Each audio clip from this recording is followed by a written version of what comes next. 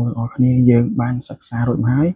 កំណត់ចំណាំទី1vàចំណាំទី2ថ្ងៃនេះយើងមកសិក្សាមួយទៀតណាកំណត់ចំណាំឬក៏ករណីទី3ដើម្បីរកតម្លៃ n ណាអញ្ចឹងករណីទី3ណាបើសញ្ញាគុណស្ដាប់ឲ្យតន់ណាបើសញ្ញាគុណនៅអង្គទី1អញ្ចឹងនៅពេលដែលរុញទៅអង្គទី2សញ្ញាគុណបដូរទៅជាសញ្ញាចែកអញ្ចឹងកន្លែងហ្នឹងយើងស្ដាប់ឲ្យតន់ប្រយោគហ្នឹងន័យហ្នឹងណាអញ្ចឹងគេថាបើសញ្ញាគុណនៅអង្គទី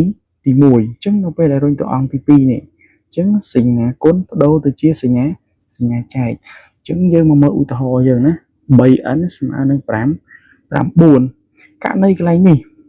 យើងមើលឃើញថាតើតាណាសញ្ញាគុណអញ្ចឹង3n នេះគឺមានន័យថា3គុណឲ្យ n ស្មើនឹង5 9អញ្ចឹងដូចអ្វីដែលគេកំណត់ចំណាំអត់គេថាបើសញ្ញាគុណនៅអង្គទី1ខាងនេះអង្គទី1ខាងនេះអង្គទី2បើសញ្ញាគុណនៅអង្គទី1នៅពេលបញ្ជូនឆ្លងសញ្ញាស្មើសញ្ញាគុណនោះនឹងបដូរទៅជាសញ្ញាចែកអញ្ចឹងដូចយើងបានសិក្សារួចមកហើយណាការរកតម្លៃ n អញ្ចឹងប្រសិនបើអង្គទី1មានលេខយើងត្រូវបញ្ជូនលេខមកអង្គទី2ប្រសិនបើអង្គទី2មានអក្សរយើងត្រូវបញ្ជូនអក្សរមកអង្គទី1អញ្ចឹងយើងបានយើងបញ្ជូនលេខ3មកអង្គទី2អញ្ចឹងបាន n ស្មើ9ចែកប៉ុន្មានបាទ9ចែកនឹង3អញ្ចឹងយើងបន្តទៀតណាស្មើ9ចែកនឹង3ស្មើនឹង3អញ្ចឹងចម្លើយចុងក្រោយ n ស្មើ